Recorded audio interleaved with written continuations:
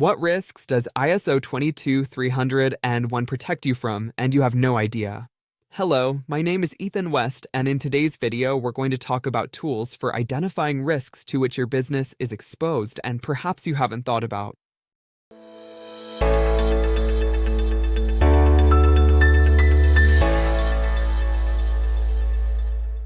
If you like and are interested in the world of certifications, audits, standards, and management systems, we have a lot of content to share here on the QMS channel. So be sure to activate the bell to receive notifications whenever new content goes live, and leave your like here on this video to help make more content like this available to you. Here, QMS Certification offers ISO 22301 auditing and certification services, a standard that is geared towards business continuity, a very strategic standard that protects your organization against possible interruptions in the supply of your services.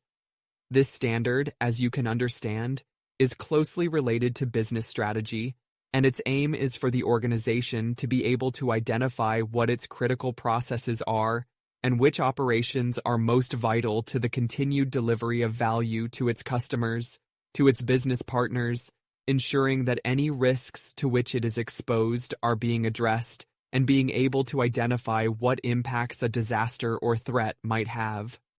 Some external situation could cause an interruption in your services, in your operations, and how you are going to create a contingency plan to resume your operations and resume the level of service delivery as originally agreed.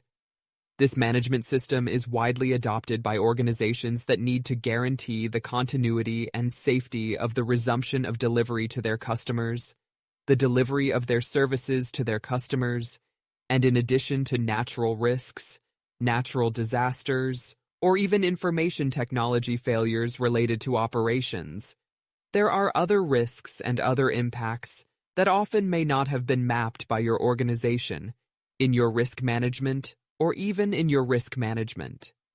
So today, we're going to talk here in this video about what other times you may not have mapped out your process.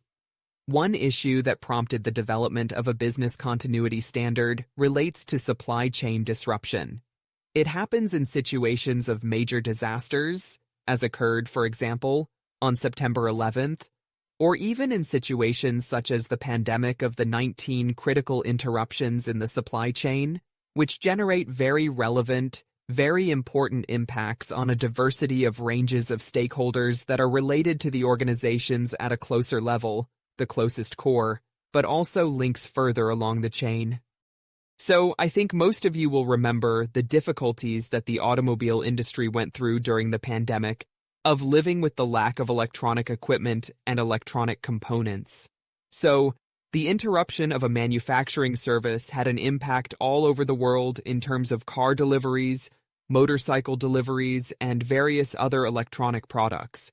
Because of this, therefore, services that are subject to a more elongated supply chain, services in the area of health, in the area of manipulation, for example, genetics, laboratory manipulation, many times, or even an industry supply chain that is acting on supply links, can be intimately impacted by an interruption and a failure during that supply. So it's very critical that organizations have this very well mapped out. Have that value chain link very well mapped out to identify what potential contingency plans you can make when a disaster situation or process problems in internal processes require a plan B. Another risk that is often difficult to measure is reputational risk. So it is interesting that, in addition to financial risks and delivery risks, the organization is prepared to make a rapid and coordinated response when there are situations and disasters that could impact on reputational risks. Clear examples of this include data leaks, for example, by technology companies, or situations that put the image and reputation of companies at risk in the event of environmental disasters, such as a dam collapse or an oil spill. I believe you all have in mind some cases that have had a significant impact not only on an organization's finances because of fines, sanctions, and other various types of activities that need to be regulated when you have a disaster, But there are also reputational risks. How does that company's image look after a disaster strikes? So there are situations that will require the organization to be planned and coordinated. I guarantee that there is a person in charge who is responsible for communicating contingency plans and action plans that this organization is going to take to contain this reputational risk, as well as other disciplines that are strategic for an organization. Business continuity also involves assessing legal compliance. And then, when we expand the thinking of the impact that some disasters can cause, you're also going to need to expand the assessment of what are the regulatory compliance that your company needs to be exposed to in order to ensure that business continuity is going to happen, even in cases of a change in regulation, for example, a change in a jurisdiction that the company is exposed to. So, when you open a branch in another country or even in another state, there may be specific jurisdictions or legislation related to the core business of your business. And being in compliance is not meeting compliance. Regulatory requirements are. It's an essential critical activity that can have a direct impact on the continuity of your business. So that's one of the aspects. One of the risks that is often not properly mapped in situations of change, especially a regulatory change, an internal change in the organization that can cause a change in regulatory requirements, and you need to ensure that you have someone in your organization looking after, monitoring, and updating these requirements. In the world we live in, regardless of the nature of the business, of your organization, there are technological risks to which your organization is exposed. And we've also heard many times in the media about the impacts caused by weaknesses that have been found in organizations that have suffered cyber attacks, data loss, loss of information that has put the entire operation at risk, and the possibility of business continuity and organizations because they have been exposed to technological issues, whether due to the failure of one piece of equipment, a technology-related infrastructure, or even issues of lack of access to data. So this is one of the risks that organizations often don't think about in terms of contingency, especially according to certain types of business.